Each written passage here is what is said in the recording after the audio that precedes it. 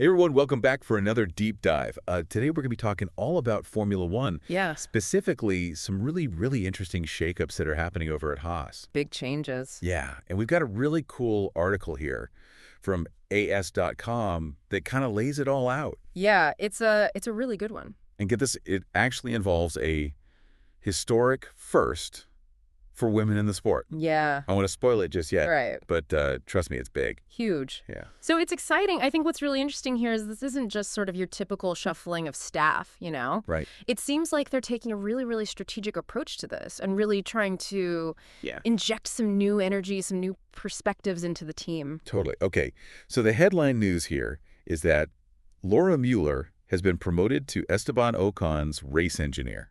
Wow.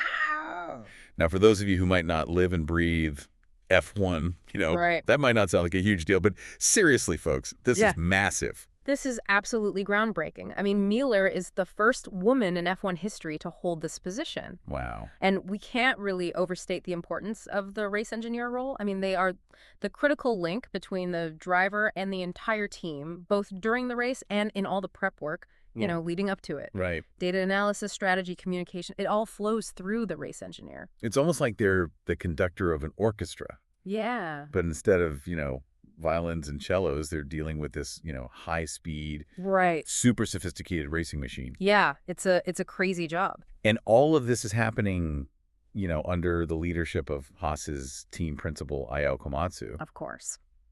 He's clearly been very busy orchestrating all of these changes. Yeah, the article really goes into Komatsu's reasoning behind these moves, and it's really fascinating because he's very clear that he's not just filling spots, he's building a team. Yeah. And when talking about Mueller specifically, he really emphasizes her work ethic, her absolute determination, her problem-solving skills. Wow. He even points out that she and Ocon have very similar personalities, both very driven individuals. Interesting. Sounds like a recipe for a strong working relationship to me. Yeah. Definitely. I mean, you can really tell from Komatsu's comments that he's putting a lot of thought into not just building a team that gels on like a technical level, but also on a personal level as well. Absolutely. And that kind of synergy, can really make all the difference on the track. Oh, for sure. But hold on a sec. Yeah. Miller's promotion is just the tip of the iceberg here, right? Oh, yeah. There's some other big changes happening over at Haas. Absolutely. It's not just one woman stepping into a key role.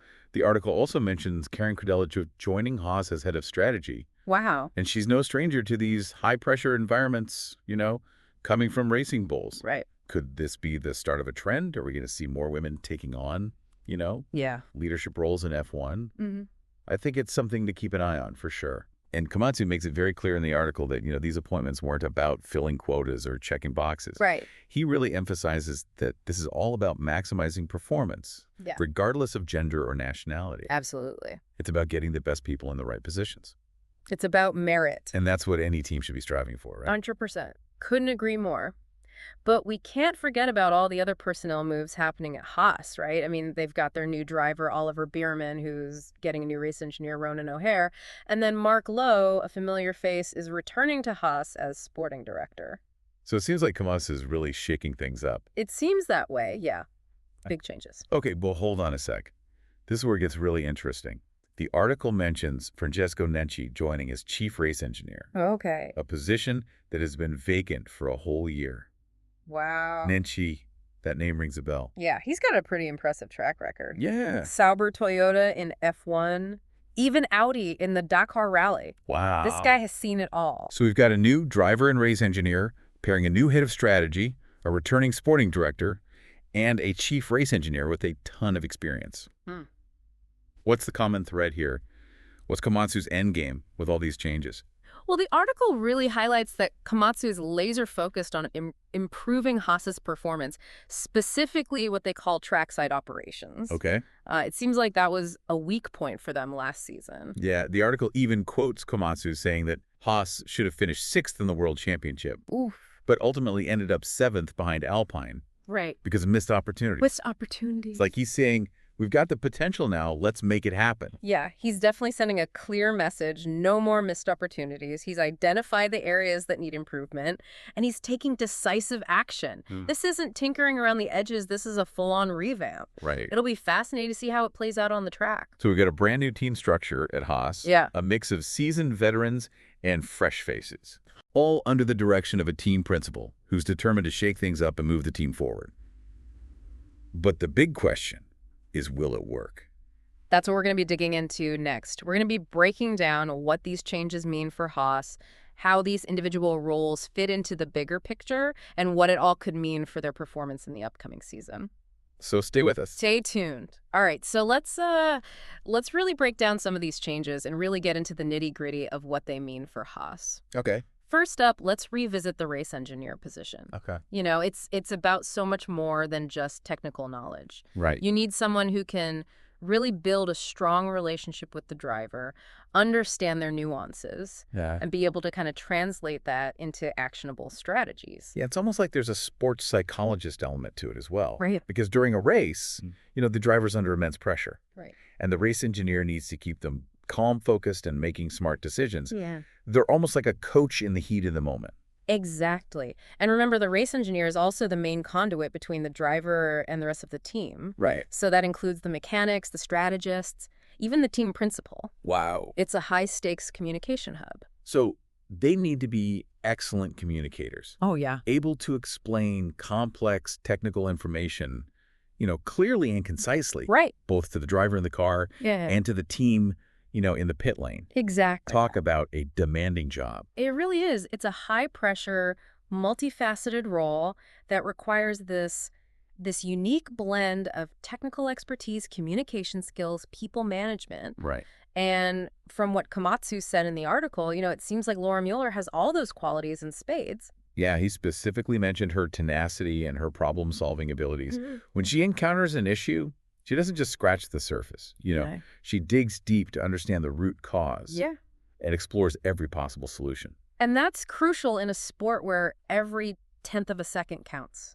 You know, finding that right solution quickly can be the difference between winning and losing. Absolutely. And it's not just about finding those solutions. It's about communicating them effectively to the driver and the team, making sure that they're implemented quickly and efficiently during the race. Okay, so we've got a strong race engineer in Mueller. Yeah. Now let's shift gears a bit and talk about CRIDELICH, the new head of strategy. Okay. This is another critical role. For sure. What does that entail exactly? So think of the head of strategy as the architect behind the team's overall race plan. Okay. They're analyzing data, they're monitoring weather conditions, they're keeping an eye on tire wear, and they're basically making all the big calls during the race. Wow. When to pit, what tires to use, how to react to other team strategies. Okay. It's this constant flow of information and decisions. So it's like playing a giant game of chess. Yeah. But with cars going 200 miles an hour. Right. And the stakes are incredibly high. Oh, for sure. I mean, one wrong move, and it could cost the team valuable points, even a race win. Absolutely. And CRIDELICH comes to Haas with a wealth of experience from racing bulls. Wow. So she is no stranger to pressure. Right. And high-stakes decision-making. Wow. Her expertise will be invaluable to Haas. Speaking of experience, let's not forget about Mark Lowe's return as sporting director. Right. It seems like Komatsu is bringing back someone who knows the team really well. Yeah. What exactly does a sporting director do? So the sporting director is like the glue that holds the entire team together. Okay. They oversee all aspects of the team's sporting operations. Wow. From logistics and travel to driver management, even media relations. Okay. They're just making sure the team is running smoothly both on and off the track. So they're kind of like the team's general manager. Yeah. Making sure everything runs smoothly, everyone's working together. The team is presenting a united front. Exactly. They're ensuring that the team is operating at peak efficiency from a logistical standpoint, that they're complying with all the regulations. Right. Even fostering that positive team spirit. Okay. And with Lowe's previous experience at Haas, Yeah. you know, he's already familiar with the team's culture and inner workings. That's a huge advantage. Absolutely. He can hit the ground running and start making an impact immediately.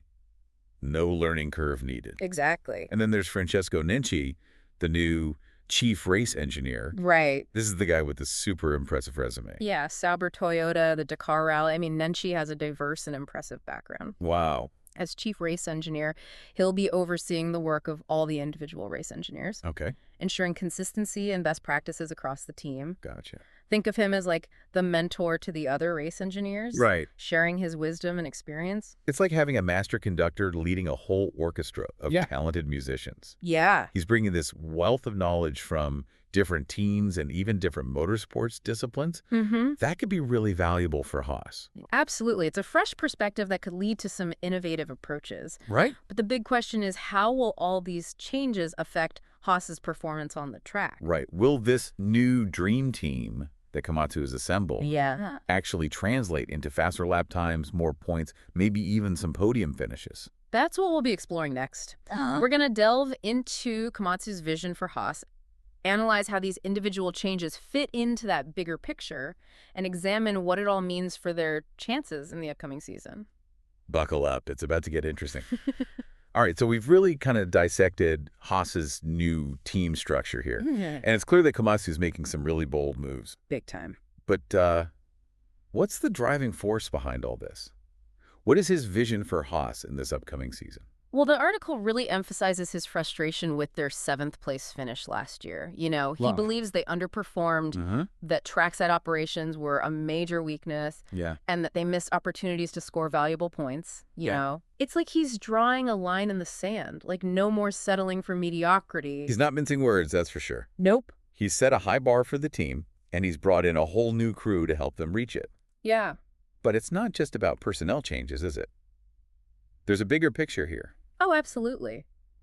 I think this goes beyond, you know, just wanting to move up a few spots in the standings. Right. This is about transforming Haas into a team that consistently challenges for podiums. Wow. You know, a team that's known for its strategic brilliance, its operational efficiency, its ability to maximize every opportunity. So it's like a cultural shift as much as it's a personnel shift. For sure. He's trying to instill this winning mentality, this hunger for success throughout the entire organization. Yeah.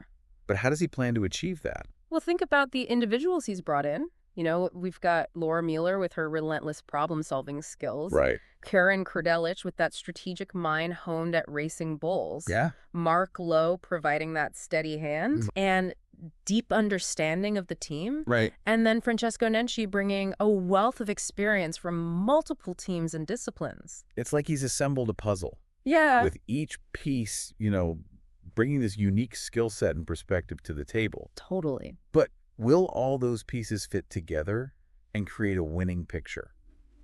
That's the million-dollar question, right? I mean, it's one thing to have all these talented individuals, but it's another to mold them into this cohesive unit that operates at peak performance. You know, teamwork, communication, trust. These are all essential ingredients for success in Formula One. Absolutely. And let's not forget about the driver Esteban Ocon. He's a key piece of this puzzle, too. For sure. And Komatsu specifically mentioned that Ocon and Mueller have similar driven personalities. Could that be a hint that he sees them as this really formidable driver-engineer pairing? It's definitely worth considering. You know, that strong relationship between the driver and the race engineer is crucial. They need to be on the same wavelength, communicate effectively, and trust each other's judgment. And remember, Ocon used to drive for Alpine. Oh, that's right. The team that Haas is trying to overtake in the standings. Exactly. Could his insights into Alpine strategies, their strengths and weaknesses, give Haas an edge? It's like having a secret weapon. That's a fascinating angle. You know, it's not just about the talent within Haas. It's also about that potential strategic advantage they might gain from Ocon's experience with a rival team. This is shaping up to be a really exciting season for Haas. I mean, they've got the new team structure. They've got that blend of experience and fresh talent. Potentially really potent driver-engineer pairing. And maybe even a strategic advantage over their rivals. All the ingredients are there for a breakout year. But we can't forget, Formula One is a fiercely competitive sport. You know, it's not just about potential. It's about execution. Can Haas translate all these changes into tangible results on the track? That's what we're going to be watching for. Exactly. We'll be keeping a close eye on Haas throughout the season. For sure. Will Mueller's historic appointment as the first female race engineer pave the way for more women in key roles in Formula One? Can CRIDELICH's strategic brilliance guide Haas to the podium? Will Nenci's experience and leadership elevate the entire team? Uh-huh. And will Ocon's insider knowledge of Alpine give them that extra edge they need? So many questions. So many questions, and we can't wait to see how it all unfolds. It's going to be fascinating to watch Haas's transformation. Yeah. This is a team on a mission For sure. with a clear vision and a renewed sense of purpose. Right. Whether they achieve their ambitious goals remains to be seen. Yeah. But one thing is for sure. That's that. They're not going to be overlooked. That wraps up our deep dive into the shakeups at Haas. Yeah. It's a story about ambition, strategy, and pushing boundaries. And it's a reminder that in Formula One, as in life, sometimes you have to take risks, shake things up, and believe in your vision to achieve greatness.